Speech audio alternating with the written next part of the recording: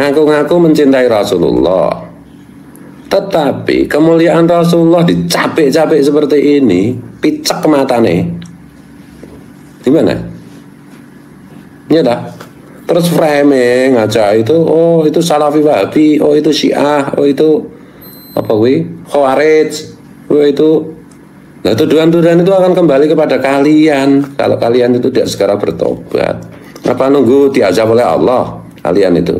Kalian itu sebenarnya takut kepada Allah, apa takut kehilangan amplop, apa takut kehilangan pengaruh, apa takut kehilangan wali santri, apa takut kehilangan lahan bangsa pasar, apa takut dipersekusi oleh Habib? Loh kalian tuh yang jelas dong sikapnya itu. Takut kepada Allah, apa takut kepada itu semua, hal-hal duniawi itu semua.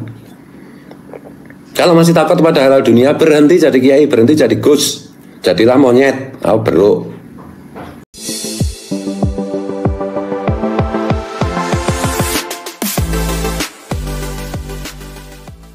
Assalamualaikum warahmatullahi ta'ala wabarakatuh. Gus Fuad Pleret kembali menyoroti adanya framing kurang sehat datang dari pihak yang tidak suka dengan narasi timnya Kiai Imaduddin, di mana kelompok daripada timnya Kiai Imaduddin yang dikatakan Wahabi atau Khawarij dan framing lainnya. Karena tidak jarang tulisan Kiai Imad yang menerangkan tentang nasab Sadaba Alawi itu dikatakan oleh orang yang tidak senang dengan pendapat Kiai Imaduddin, dikatakan katanya kebanyakan mengutip pendapat-pendapat Ustadz Wahabi. Comot sana, comot sini, mengambil pendapat dari Google tanpa diverifikasi dahulu pendapatnya siapa, keterangannya di mana, sumbernya seperti apa, kemudian dimasukkan dalam tulisan beliau yang menerangkan tentang Sadaba Alawi. Itu yang kemudian selalu dituduhkan kepada Kiai Imaduddin secara spesifik dan secara umum kepada timnya Kiai Haji Imad. Beliau juga, Gus Fuad Pleret, mengomentari adanya tanggung jawab dari seorang ustadz, kiai, agus, tengku, guru, dan lain sejenisnya untuk ikut mencerdaskan umat dari bahayanya kelompok-kelompok yang ingin merusak agama, ingin mencederai, ingin menodai citra daripada umat Islam, citra bangsa dan negara. Nah, untuk selengkapnya teman-teman mari kita simak komentar Gus Fuad Pleret dalam video berikut ini. Di satu sisi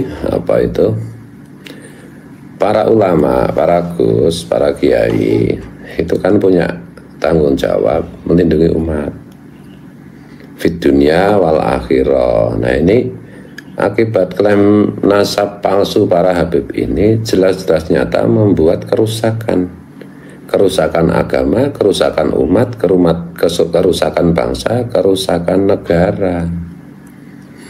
Apalagi sejarah kedatangan mereka para Habib Alwi di Indonesia itu didatangkan oleh pemerintah kolonial Belanda untuk membantu pemerintah kolonial Belanda lewat SNOK guru-gurunya untuk memadamkan dan bahkan membasmi perlawanan bangsa Indonesia kepada pemerintah kolonial Belanda. Nah kurang apa lagi, dan mereka terbukti misalnya seperti Pak Lutfi bin Yahya, telurnya itu Osman bin Yahya, itu kan jelas di kitabnya itu membuat fatwa yang menguntungkan pemerintah kolonial dan mengkafirkan para pejuang perlawanan terhadap kolonial dari bangsa kita, yang akibatnya geger Cilegon itu, geger Banten itu, ribuan ulama beserta santrinya itu gugur syahid ya ketika melawan pemerintah kolonial Belanda. Dan di samping itu daya rusak yang dilakukan oleh para Habib Alwi itu kalau kita perhatikan itu sebagaimana yang dianalisis oleh Mas Rifki Zulkarnain itu benar-benar TSM itu. Benar-benar by design, by rancangan gitu loh. Termasuk penyebutan Habib dalam sejarah kan baru mereka yang melakukan. Habib, Muhyiddin, kemudian glorifikasi tokoh-tokoh mereka, klan mereka, dan semuanya itu kan bertentangan dengan ajaran-ajaran Islam Ahlussunnah wal Jamaah. Bagaimana mungkin seorang Gus Najih Maimun yang ngaku pembela Ahlussunnah wal Jamaah tidak melihat itu? Jadi tolong Gus siapa yang mau lali ya? Rapati penting sih. Kenapa rapati penting? Lain bagi saya itu nek ulama, Gus, tuan guru, sudah tidak jujur, sudah tidak mementingkan keselamatan agama, bangsa dan negaranya, tidak mementingkan keselamatan umat. Bagi saya semua itu menjadi tidak penting gitu. Makanya saya sering lupa namanya. Sepinter apapun, karena berarti kalau tidak mementingkan keselamatan agama, bangsa dan negara serta umat Islam, umat Indonesia, umat bangsa Indonesia, itu artinya tidak terbukti pinternya. Ya mungkin cuma terlalu banyak baca kitab dan ngapalin kitab dan salah paham, cuma gitu aja. Jadi makanya nggak penting. Siapa itu? Oh lupa lagi kita. Ya itulah sih, siapa itu? Gus Najih. Bagaimana mungkin dia ngaku-ngaku sebagai ulama, sebagai Gus yang membela Aswaja, tapi melihat Aswaja dihancur leburkan seperti ini, kok masih berkilah? Dan tanggung jawabnya di hadapan Allah nanti bagaimana? Loh, kalau tidak menyandang gelar Gus, Kiai, Tuan Guru, Ustadz, nah itu tanggung jawabnya tidak sebesar kalau memakai gelar seperti itu. Dan tanggung jawabnya apa? Ya sesuai dengan wasiat Rasulullah, umati, menjaga umatnya, menjaga bangsa dan negaranya, dan menjaga jenenge ajaran agamanya. Lawang cetok Habib itu ada yang ngaku sehari merah 70 kali naik naik kambing kambing apa? Kok bisa-bisanya gitu. Kalau di dunia membutakan diri, ya di akhirat nanti benar-benar dibikin buta loh sama Allah. Kan di Al-Quran ada, saya nggak usah ngutip ayatnya lah. Kiai Gus kan pasti hafal semua hadisnya bagaimana tentang orang yang menisbatkan diri bernasab kepada yang bukan leluhurnya, kan udah semua udah tahu lah, lebih fasih dari saya lah. Saya itu kan cuma kiai kampung di Pleret ya. Yang merasa ulama-ulama yang besar itu loh, yang merasa dirinya populer. Tanggung jawab kalian itu di mana? Di dunia aja kalian itu tidak melindungi umat, tidak melindungi bangsanya, tidak melindungi agamanya, apalagi kok masih di akhirat masih ngomong besok kalau mau masuk surga saya syafangati. Lalu di dunia aja nggak mau kasih syafaat. Syafaat kan pertolongan, apalagi di akhirat. Jadi kalau kita bedakan itu sebenarnya itu yang hari ini masih membutakan diri di kalangan ulama, Gus, Tuan Guru, Ustadz itu kalau kita golongkan itu ya cuma kemungkinannya itu cuma dua. Satu, karena ada kepentingan duniawiyah, itu yang terkait mungkin wali santrinya banyak yang minal habaib itu. Yang kedua karena persahabatan pertemanannya dengan para habaib itu. Yang ketiga memang maisahnya ceramah kemana-mana atau ngisi kemana-mana, atau lahan santrinya itu terkait dengan Habib, sehingga khawatir kalau amplop yang masuk itu berkurang gitu. Cuma khawatiran duniawi ya. Atau yang kedua terafiliasi politik yang sama, masih bermimpi tentang negara NKRI bersyariah. Yang itu artinya kafir terhadap negara kita, karena mengingkari perjanjian suci bahwa negara kita itu adalah Pancasila dasarnya itu. Barang siapa yang melanggar perjanjian di Quran itu kan banyak sekali, itulah orang kafir ya dah.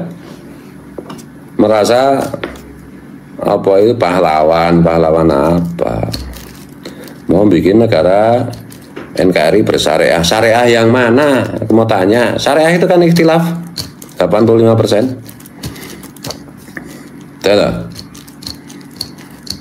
Atau yang kemungkinan berikutnya yang masih membela Habib dengan membutakan diri itu adalah penakut.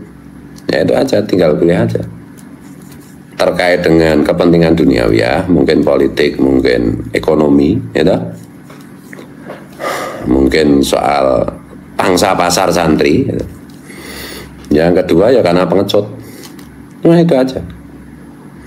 Bukti apa lagi? Yang kalau alasannya nanti di hadapan Allah saya tidak tahu loh. Kok tidak belajar? Kiai Imad dan nulis kitab banyak. Kiai Nur Yahya sudah berkali-kali menjelaskan baik data baik kitab. Prof Menaham Ali juga udah puluhan kali bicara. Dan yang lain-lain juga udah bicara semua. Kok tidak malu dengan Bang Haji Roma Irama? Bang Haji Roma Irama itu kan dekat sekali dengan para Habib itu. Itu. Tapi soal ini ya beliau sampai membaca syahadat bersaksi bahwa para Habib itu memang bukan keturunan Rasulullah. Itulah, ngaku-ngaku mencintai Rasulullah. Tetapi kemuliaan Rasulullah dicapek-capek seperti ini, picek matane. Gimana? Ya dah. Terus framing aja itu, oh itu Salafi Wahabi, oh itu Syiah, oh itu apa wi? Khawarij. Itu, nah tuduhan-tuduhan itu akan kembali kepada kalian kalau kalian itu tidak segera bertobat. Apa nunggu diazab oleh Allah kalian itu? Kalian itu sebenarnya takut kepada Allah, apa takut kehilangan amplop, apa takut kehilangan pengaruh, apa takut kehilangan wali santri, apa takut kehilangan lahan pangsa pasar, apa takut dipersekusi oleh Habib? Loh kalian tuh yang jelas dong sikapnya itu. Takut kepada Allah, apa takut kepada itu semua, hal-hal duniawi itu semua. Kalau masih takut pada hal dunia, berhenti jadi kiai, berhenti jadi gus, jadilah monyet, beruk. Betul? Nah, ini sih siapa itu, saya juga dapat video si siapa itu Wafi yang katanya kakeknya itu dulu PKI, tokoh PKI yang nyembelih para kiai.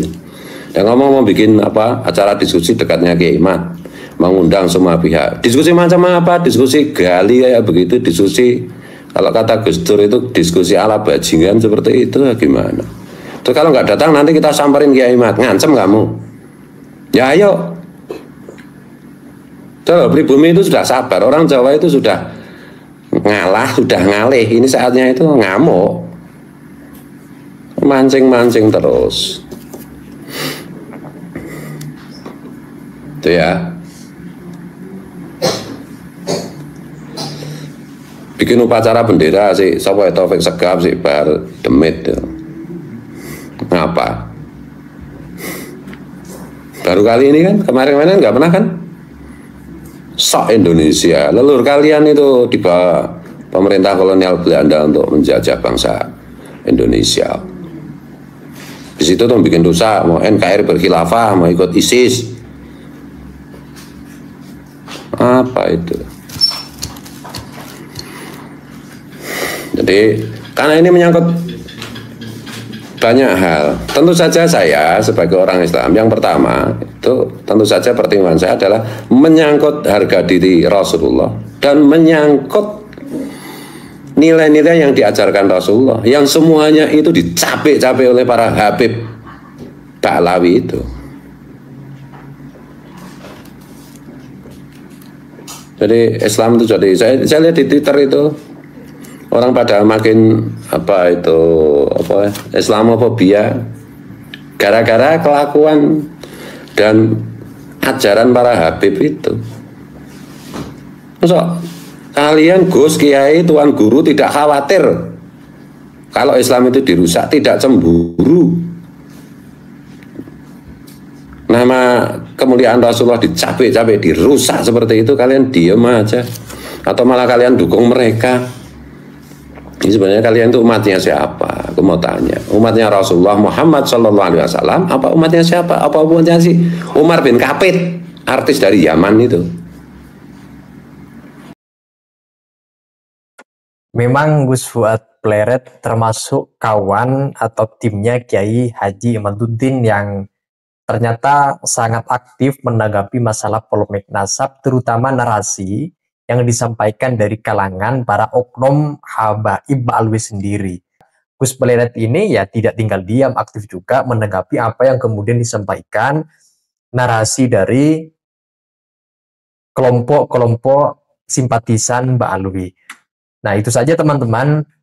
Kalau ada yang disampaikan terkait dengan pendapat dari Gus Fuad Pleret yang barusan kita simak, silakan tulis pendapat-pendapat kalian di kolom komentar.